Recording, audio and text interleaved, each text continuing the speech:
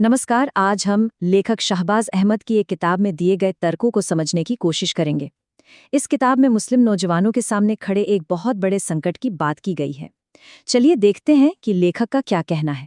लेखक अपने काम की शुरुआत इसी एक लाइन से करते हैं। ये एक बहुत ही तीखी चेतावनी है और यही वो बुनियाद है जिस पर उनकी पूरी किताब टिकी हुई है। तो हम इसे कैसे समझेंगे? हम लेखक के ही तरीके से आगे बढ़ेंगे। पहले चेतावनी को देखेंगे, फिर समझेंगे कि असल मुद्दे क्या हैं, फिर इस्लामी नज़रिए से मार्गदर्शन, उसके बाद सुझाए गए समाधान और आखिर में एक बहुत ही सख्त विकल्प की बात करेंगे। तो चलिए पहले हिस्से से शुरू करते हैं। यहाँ लेखक का जो मुख्य दावा है वो ये है कि मुस्लिम नौजवानों को जानबूझकर निशाना बनाया जा रहा है ताकि पूरे समुदाय को ही अंदर से खोखला कर दिया जाए। अपनी बात को और साफ करने के लिए लेखक एक बड़ी सीधी सी मिसाल देते हैं। वो कहते हैं कि सोचिए, जैसे ताज़े फलों की टोकरी में एक सड़ा हुआ फल रख दिया जाए तो वो धीरे धीरे बाकी सब फलों को भी खराब कर देगा। उनका मानना है कि कुछ बुरे असर भी समुदाय पर ठीक इसी तरह काम करते हैं। अच्छा, तो अब हम आगे बढ़ते हैं। इस दूसरे हिस्से में हम उन वजहों पर गौर करेंगे जिन्हें लेखक इस पूरी समस्या की जड़ मानते हैं।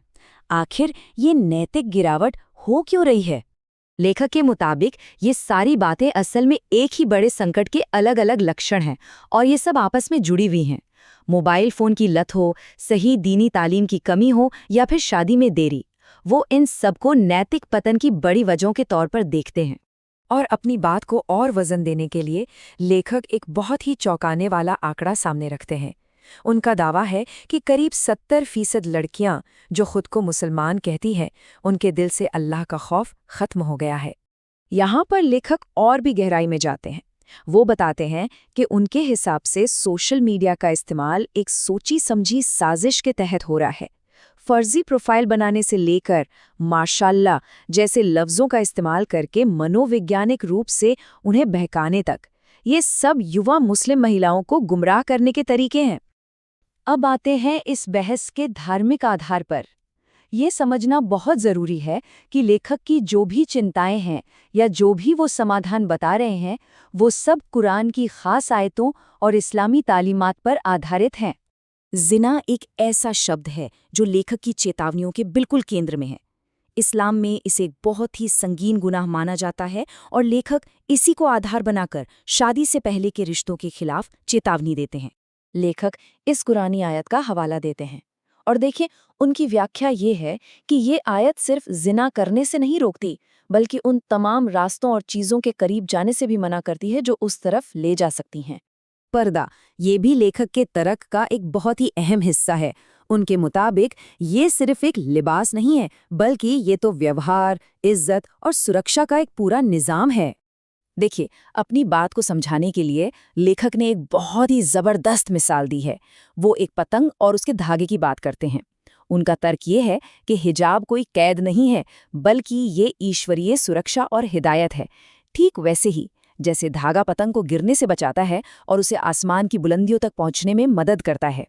ठीक है, तो अब तक हमने समस्या को समझा। अब हम किताब के उस हिस्से की तरफ बढ़ते हैं जहां लेखक इन सब परेशानियों से निपटने के लिए कुछ ठोस कदम सुझाते हैं। तो ये हैं वो 6 कदम जो लेखक सुझाते हैं। इसमें दीनी और दुनियावी दोनों तरह की तालीम की बात है, माँ बाप की जिम्मेदारी है और अपनी ख्वाहिशों पर काबू पाने की बात है।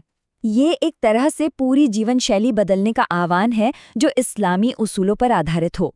और जो ये फ़लसफ़ा है, मेरा शरीर मेरी पसंद, इसके जवाब में लेखक इस्लाम की एक बुनियादी बात याद दिलाते हैं।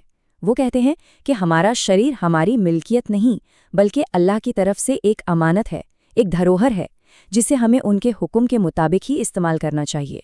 और अब हम आते हैं किताब के आखिरी हिस्से पर। यहाँ लेखक अपनी अंतिम अपील करते हैं और बताते हैं कि आखिर दांव पर क्या लगा है और हमारे सामने क्या रास्ता है। लेखक की आखिरी चेतावनी असल में इसी एक सवाल में सिमट जाती है। वो इस हालात को 2 रास्तों के एक चुनाव की तरह पेश करते हैं और उनके मुताबिक इन दोनों रास्तों के अंजाम हमेशा हमेशा के लिए रहने वाले हैं। ये स्लाइड उसी सख्त चुनाव को साफ साफ दिखाती है। एक तरफ है नेक काम जो जन्नत की ओर ले जाते हैं, दूसरी तरफ है शैतानी काम जिनका अंजाम लेखक के मुताबिक जहन्नुम है, एक ऐसी जगह जहां कभी न खत्म होने वाली तकलीफदेह सजा है। और हम लेखक की इसी आखिरी और सोचने पर मजबूर कर देने वाली चेतावनी के साथ इस चर्चा को समाप्त करते हैं।